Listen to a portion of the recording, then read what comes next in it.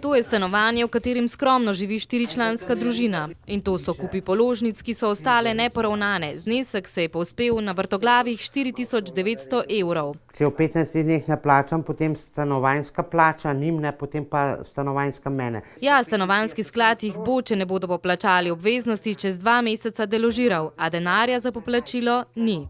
Kje pa bom jaz to zbrala? Kje? Od kje? Kako? In kaj, če ne boste tega plačali, kaj vam grozi? Moram imeti ven v roku 60 dni.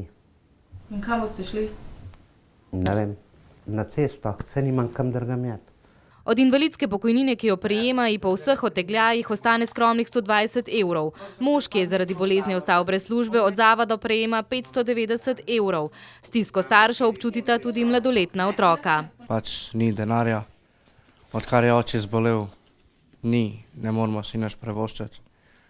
Tako da, težko je. Prav tako veliko denarja ne ostane za hrano, zato so za pomoč zaprosili humanitarne organizacije. Res dobimo makarone, špagete, da skuham, ki imajo tudi radi špagete, imajo makarone, pa kakšno lončnico tudi naredim, Težko shajamo, res. Otroka sta se svojega socialnega statusa sprva sramovala, a zdaj pravita, da jo sošolci ne zasmehujejo. Prijazni so, ne vem, pač pravijo, da ne se sekirati, pač se bo vse v redu.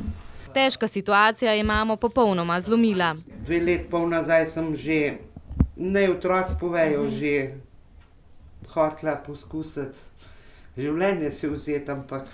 A kljub temu vztrajajo in upajo, da se bo tudi za njih našla rešitev, da bodo lahko ostali v stanovanju in se rešili dolgov.